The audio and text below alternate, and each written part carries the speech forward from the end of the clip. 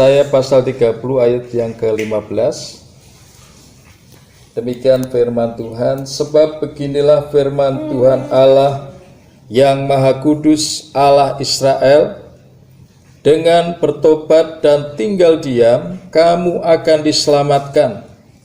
Dalam tinggal tenang dan percaya, terletak kekuatanmu. Ya, puji nama Tuhan. Ada beberapa anak-anak Tuhan bertanya kepada saya, ya, khususnya mengenai pandemi yang sedang terjadi dan kita alami ini. Mereka bertanya apakah ini sudah akhir zaman. Mereka berkata, lalu mengapa hal ini harus terjadi?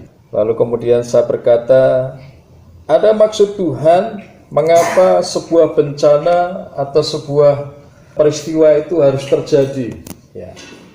Dan salah satunya saya mengarahkan kepada firman Tuhan. Salah satunya adalah karena Tuhan menghendaki pertobatan. Kenapa pandemi ini saya hubungkan dengan pertobatan? Karena pandemi ini terjadi ke seluruh dunia. Jadi bukan hanya satu wilayah kecil, bukan hanya satu kota, bukan hanya satu negara, tetapi seluruh dunia mengalami peristiwa yang sama, kejadian yang sama, virus yang sama, penyakit yang sama. Ada sebagian anak-anak Tuhan, mereka selalu menyampaikan bahwa ini sudah waktunya. Ini merupakan waktu-waktu di mana gereja Tuhan harus mempersiapkan dirinya. Dan saya menilai bahwa itu tidak salah. Hampir di seluruh dunia hari-hari ini menyampaikan kepada orang-orang percaya bahwa sebenarnya gereja Tuhan adalah gereja yang sangat dikasihi Tuhan. Tetapi Tuhan juga mengasihi orang-orang dunia yang belum bergereja juga, kan begitu ya. Jadi jangan berpikir bahwa ketika Tuhan mengasihi gereja Tuhan lalu Tuhan tidak mengasihi orang-orang lain. Justru firman Tuhan karena kasihnya memberikan tugas kepada gereja untuk gereja ini menjangkau orang-orang dunia. Firman Tuhan dengan jelas mengatakan karena begitu besar kasih Allah kepada dunia ini, ya. Jadi karena kasihnya yang besar sehingga ketika sebuah peristiwa itu terjadi, dan khususnya saya hubungkan dengan pandemi yang sekarang ini terjadi, sebenarnya ada pesan Tuhan di dalamnya, yaitu pesan pertobatan. Dengan sesuatu yang sedang terjadi di masa kita hidup sekarang ini, Tuhan ingin menyadarkan kepada seluruh dunia ini bahwa manusia itu terbatas. Manusia itu hanyalah seperti yang disampaikan firman Tuhan. Ada banyak gambaran-gambaran disampaikan yang menunjukkan betapa fananya manusia, ya, betapa terbatasnya waktu manusia. Dan ketika peristiwa ini terjadi, pandemi ini terjadi, kita melihat hanya sedikit yang merespon firman Tuhan. Kita mendengar berita, kita melihat televisi, ya, kita membaca berita, kita lihat bahwa pandemi ini memunculkan banyak orang-orang yang memang belum bertobat. Ada banyak orang yang belum bertobat. Tidak hanya orang-orang dunia, Bapak Ibu Saudara, maaf, bahkan anak-anak Tuhan, bahkan kaum yang menyebut hamba Tuhan pun banyak yang tidak bertobat. Karena memang kondisinya adalah kondisi di mana Tuhan ini sedang menyaring gerejanya, sedang menampik gerejanya, sehingga firman Tuhan di dalam kitab Wahyu itu pasti digenapi. Yang cemar pasti akan terus berbuat cemar. Tuhan izinkan itu terjadi. Tetapi yang menguduskan dirinya, yang mencari Tuhan, yang sungguh-sungguh takut akan Tuhan, akan dibawa Tuhan lebih masuk lagi dengan pengalaman-pengalaman rohani yang baru bersama dengan Tuhan. Artinya bahwa di masa penapian ini Tuhan tidak memaksakan kehendaknya kepada manusia, tetapi manusia itu sendirilah yang harus memutuskan kemana dia harus melangkah, apa yang harus dia lakukan. Ya. Kita melihat bahwa dampak dari pandemi ini tidak hanya melulu mengenai sakit penyakit saja, tetapi menyerang di berbagai sektor. Secara ekonomi kita terpuruk, terjatuh, ya. Usaha tidak lagi seperti sebelum pandemi. Jadi ada banyak orang di hari-hari ini. Yang pertama tadi saya katakan, banyak yang belum bertobat, itu banyak, dan itu tugas kita gereja untuk mendoakan, untuk kita merangkul mereka dan menyampaikan berita kabar baik. Banyak orang bertanya apa yang harus dilakukan menghadapi masa seperti sekarang ini.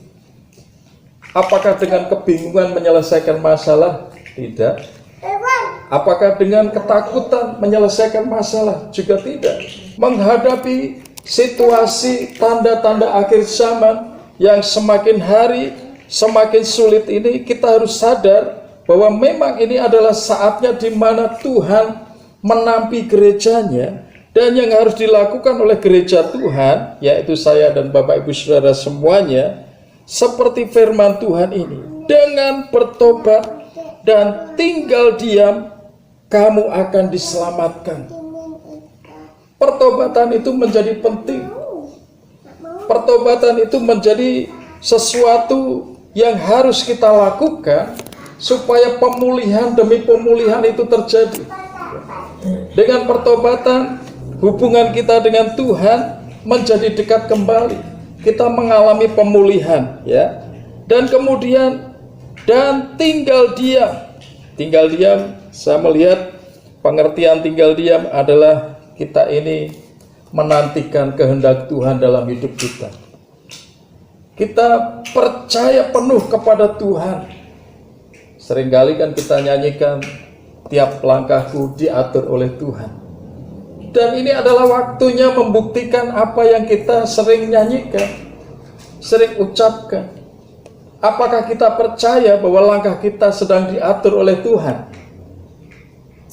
Saya yakin dan percaya setiap kita malam hari ini, kita percaya bahwa langkah kita memang diatur oleh Tuhan. Amin. Ketika orang berkata tahun 2020 dengan pandemi seperti ini adalah tahun penuh kekelaman, masalah, persoalan, ya. Tetapi ketika orang percaya, anak-anak Tuhan berani berkata, apapun yang terjadi di tahun ini, ya, sekalipun aku berjalan dalam lembah kekelaman, ya, saya kembali mengulang-ulang firman Tuhan itu, aku tidak takut. Amin. Mengapa? Karena langkah kita memang diatur oleh Tuhan. Dan apa yang diatur oleh Tuhan, saya percaya itu adalah yang terbaik yang Tuhan berikan dalam hidup kita. Tetapi yang perlu kita lakukan adalah, memang ini adalah saatnya kita betul-betul bertobat, meninggalkan kehidupan yang lama, yang penuh dosa, yang penuh kepalsuan, sesuatu yang tidak berkenan di hadapan Tuhan. Dan selanjutnya dikatakan, dengan bertobat dan tinggal diam, kamu akan diselamatkan. Dalam tinggal tenang dan percaya terletak kekuatanmu. Jadi di bagian yang kedua ini kita perhatikan, menghadapi situasi yang terjadi, yang sedang kita hadapi bersama, tidak ada satu orang pun yang tidak terdampak, semuanya terdampak. Tetapi menghadapi itu, firman Tuhan mendorong kepada kita, tetap tenang dan percaya. Amin. Tetap tenang dan percaya. Tuhan itu mengatur segala sesuatunya dengan baik. Kalau berbicara masalah, problem, sakit, penyakit, dan lain sebagainya, setiap orang itu punya. Setiap orang punya. Hanya cara menyikapinya saja yang berbeda. Ada yang menyikapinya dengan penuh kecemasan, kekhawatiran. Ada yang menyikapinya dengan ketakutan, ya. Tetapi ada pula yang percaya kepada Tuhan, dia tinggal tenang. Kita ingat perkataan tinggal tenang ini adalah bagaimana kita ini memiliki sikap untuk kita ini pasrah kepada Tuhan. Kita menerima apa yang Tuhan berikan dalam hidup kita, mengalir dalam rencana Tuhan. kita akan menjadi tenang. Ketenangan itu sangat penting, bahkan di dalam surat Petrus di sana disampaikan bahwa memang kita harus tenang. Supaya apa? Supaya kita ini semakin bisa berdoa, semakin dekat kepada Tuhan, dan semakin mengandalkan Tuhan. Kenapa? Karena kekhawatiran itu tidak menambahkan apa-apa. Ketakutan itu tidak membuat kita lebih baik. Tetapi ketika kita menjadi tenang dan kita bisa berdoa, firman Tuhan di sini dikatakan bahwa di dalam doa itu ada kuasa yang besar, ya. Di dalam doa itu ada kuasa yang besar. Sehingga kitab Yesaya ini memberikan dorongan kepada kita semuanya. Dengan bertobat dan tinggal diam, kamu akan diselamatkan. Kita akan dilepaskan dari segala bahaya. Kita akan ditolong oleh Tuhan sehingga kita bisa melewati segala sesuatunya ini dengan baik. Dan dalam tinggal tenang dan percaya terletak kekuatan kita. Ketika kita tenang, kita percaya penuh kepada Tuhan, kita itu punya kekuatan untuk menghadapi segala sesuatu yang sedang terjadi. Kita punya kekuatan untuk kita bisa melewati badai ini dengan baik, ya. Sama seperti sebuah kapal di tengah lautan. Kalau peristiwa di dalam Alkitab sama seperti murid-murid Tuhan Yesus yang sedang diserang oleh badai. Ketika mereka menghadapi badai itu dengan ketakutan, justru mereka melihat Tuhan yang mau menolong itu seperti hantu. Mereka tidak bisa membedakan apakah ini Tuhan ataukah hantu. Kenapa? Saking kelamnya, saking gelapnya, saking kuatnya badai itu. Tetapi ketika kita tetap tenang, kita percaya kepada Tuhan, maka kita akan mengalami yang namanya pertolongan Tuhan. Amin.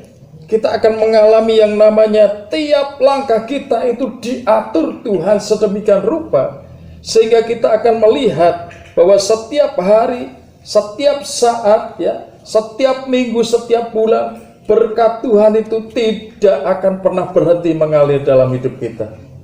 Sekalipun di tahun yang orang lain menganggap bahwa ini tahun begitu menakutkan, tetapi bagi kita tidak ada satupun yang menakutkan, karena Tuhan itu beserta dengan kita. Tuhan Yesus mengingatkan kepada kita semuanya bahwa Dia tidak pernah meninggalkan kita. Kita adalah milik yang berharga di hadapan Tuhan. Saya yakin dan percaya pembelaan Tuhan itu ajaib, dan kita semuanya pasti akan mengalami bahwa Tuhan itu sangat mengasihi kita semuanya. Puji nama Tuhan. Saya tidak perpanjang lebar firman Tuhan. Biarlah firman Tuhan yang singkat ini memotivasi kita semuanya.